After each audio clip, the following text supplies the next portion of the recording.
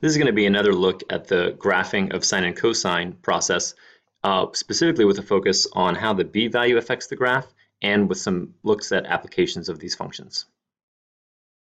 So 90% of the time, I use a horizontal scale of pi over 2, pi, 3 pi over 2, and 2 pi for graphing purposes. However, when there is a b value, which is the number that's being multiplied by x, I do change my scale from those numbers. The process I use is first, I find the period using the formula 2 pi over the absolute value of b.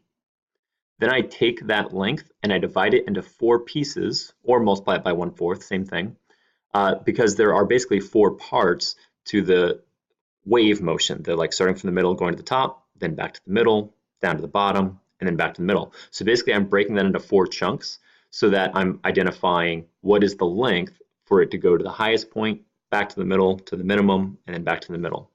So those are the marks that I make on my horizontal scale, whatever the period was divided by 4.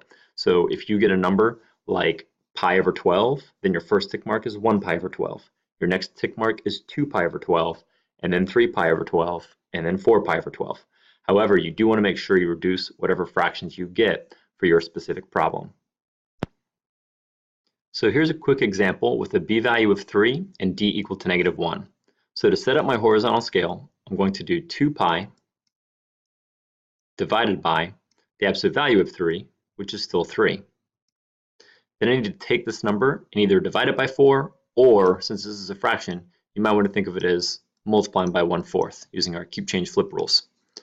So simplifying this fraction, you end up with 2 pi over 12, which is the same as pi over 6. So what I'm going to do is I'm going to mark my first tick mark on the scale as pi over 6.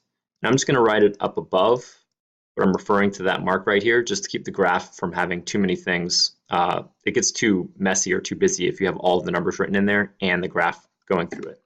So that's 1 pi over 6.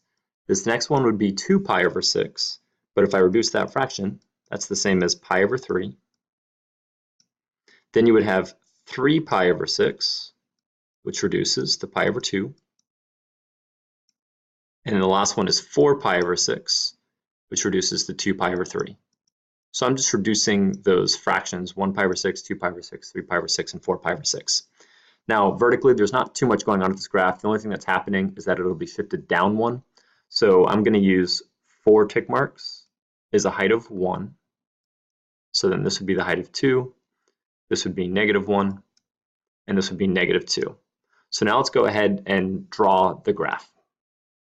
So the advantage to this method is that I can just kind of ignore what the x-coordinates were on the table of starting values for sine functions. I know that usually sine graphs start at a height of 0, 0, but I am moving this graph down 1. So instead of starting at 0, 0, I'm going to move down here to -1. And then the next point, usually this is called pi over 2, but I'm just saying ignore the numbers on my scale. So I'm going to graph it as if this was the pi over 2 mark. So usually this graph is at a height of 1, but I'm subtracting 1, so it's moving it down to this point. And then the next point is usually back at 0, but I'm subtracting 1. And then the next point comes down here to -1, and then back to the middle, back to the maximum, and on this side it goes to the minimum, middle, maximum, middle, and minimum again. So you get to draw the graph of sine normally as if it was starting at 0 or going to a height of 1, but I've made it occur at different tick marks. And the advantage to that is it's a lot easier to draw the graph than trying to use the same scale and then having to squish the image or stretch it out to make it fit within the specified intervals.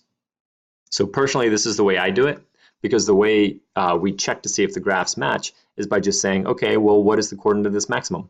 According to my graph, it's at a point pi over 6, 0. So as long as your graph has pi over 6, 0, no matter what scale you used or how much you stretched or compressed the graph, that's what I should be getting from your image. Do you have a maximum of pi over 6, 0?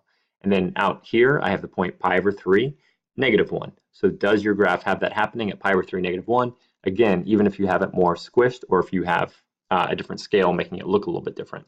So this is an easy process I've found for handling that b value. And then just do all the other transformations normally for shifting up, down, left, or right. Here's another quick example with some slightly different directions. We're also going to be finding the maximum and minimum values and the zeros of the function, but I still want to graph it normally to try and find these answers. So first, let's find the period, since I do have a b value of 1/2 in this case. So I'm going to do 2 pi. Now usually I say to divide by b, but remember you can use keep change flip. So instead of dividing by 1/2, you might find it easier to multiply by 2/1.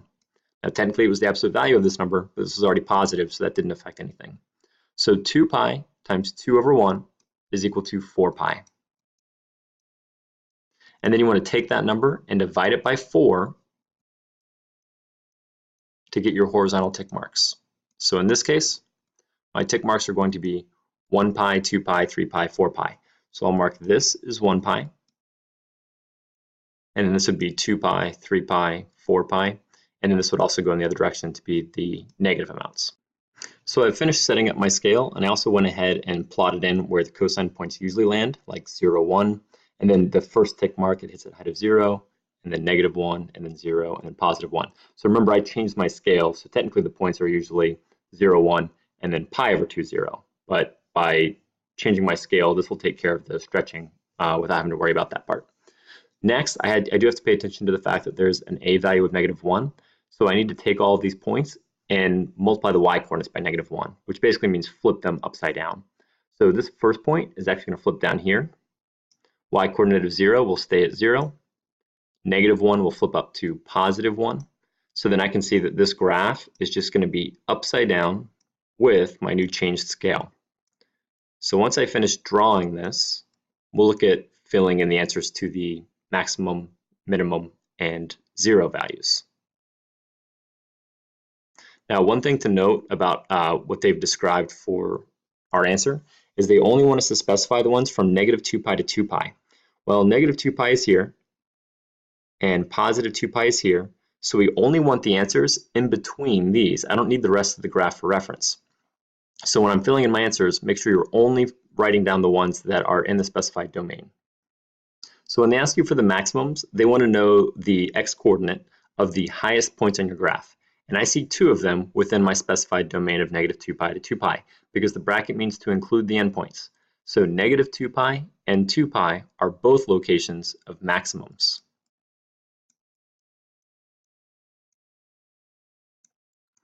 Minimums mean the lowest points on the graph. So what is the lowest the graph ever hits? It's this height here of -1. And this is occurring at an x value of 0, which is in between -2 pi and 2 pi again. And that's the only one I see for that range, because the other ones were too far out, -4 pi and +4 pi. And the last one, when they ask you for the zeros, they're looking for where does the graph touch the x-axis. And I see two of these locations in my specified domain. There are other ones, but in my domain, I only have -pi and +pi. So generally the best way to specify these answers, there is a way to do it algebraically, but usually the fastest is to just draw the graph and then look at the points on your image. Make sure you're looking at the specified domain and then write down the x values for each of those locations. So here's a quick application of a sine or a cosine function. Basically anything where you have a repeating pattern, especially for something like tides, high tide to low tide, or something like how full is something of a substance, in this case air. So if it keeps going back and forth through full, empty over some regular interval, then it's very easy to use the sine function to model that information. So here we're designing a machine that's going to track filling a patient's lungs with air. And our function has an a value of 1/2, so we're vertically compressing the graph. It has a b value of 2, and remember this is backwards, so instead of being twice as wide, it's actually half as wide. The c value is 0, so there is no shifting left or right, and d is equal to 1/2. So that means all of the values on our graph are going to move up a height of 1/2. Well, since I do have a b value, I'm going to change my horizontal scale by using 2 pi divided by b, which gives me a period of pi. Now, if you divide that number by 4, my tick marks will be pi over 4, 2 pi over 4, 3 pi over 4, and 4 pi over 4. So I've gone ahead and filled in my scale. Now I did have to compress this more horizontally than I usually like. I like to leave a little bit more space between my tick marks, but since my tick marks ended up being so small, pi over 4, 2 pi over 4, 3 pi over 4, 4 pi over 4, which is pi, I needed to show all the way out to 2 pi. So I didn't have enough space unless I made every little line there count as one tick mark. So always try to plan ahead what your scale will look like and make sure you can fit everything you need in for your answers.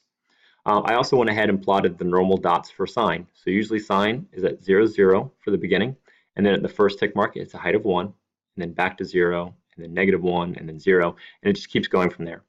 I didn't fill in the ones on the left-hand side because this didn't ask me about any of the values from -2 pi to 0. They only wanted from 0 to 2 pi. I can extend the graph over there pretty easily in a little bit, but I didn't feel the need to draw those starting points. So let's go through the transformation process. Since I already took care of the b number by changing my scale, I don't need to worry about that anymore. All I have to do is multiply my y-coordinate by 1/2 and then add 1/2 to the y-coordinate, because that's what the a and the d values do to the shape of the graph. So first y-coordinate of 0 times 1/2 is still 0, plus 1/2 will land at a height of 1/2. Height of 1 times 1/2 is 1/2, add 1/2 and it goes back to the starting point. 1/2 plus 1/2 is 1. 0 times 1/2 plus 1/2, we already did that one, so it comes to here. And then -1 times 1/2 is -1/2. And then if you add a half to that, you end up at a height of 0. So now I have enough. I have my max, middle, and min, so that I can just start extending this. Next tick mark back to the middle, then the top, then the middle, then the bottom, then the middle, and just keep going as far as you need to. You can even take this onto the left side of the graph if you need to, or if you want to. But this graph is only asking me about the 0 to 2 pi part, so I'm just going to fill this piece in. Now, in the context of this problem, we were describing a breathing machine, so we wanted to talk about 2 times where the patient's lungs are full, and that would be hitting a maximum on our graph. So we're treating 1 as like 100%, in decimal form is 1. So this would be 100% air in the lungs at the maximums, and times when the patient's lungs are empty, well, that would be when the y value is equal to 0. We'd be saying that there is 0% air in the person's lungs, so they have exhaled as much as they could.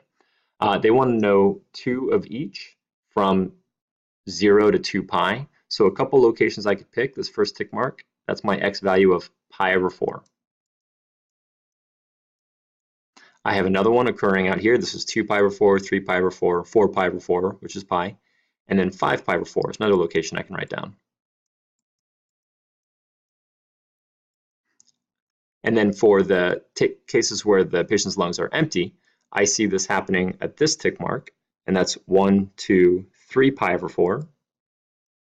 So I'm just counting the x value increments. And then this one was 4 over 4, 5 over 4, 6 over 4. So 7 over 4 is another location where that happens. And none of those fractions can be reduced. I'm just leaving them as is. So that's it for this problem. Again, draw your scale, put the starting points if you need to for where sine or cosine usually lands, and then just try to apply your transformation rules using the A, B, C, and D values from there. So that's it for the notes. Thanks, guys.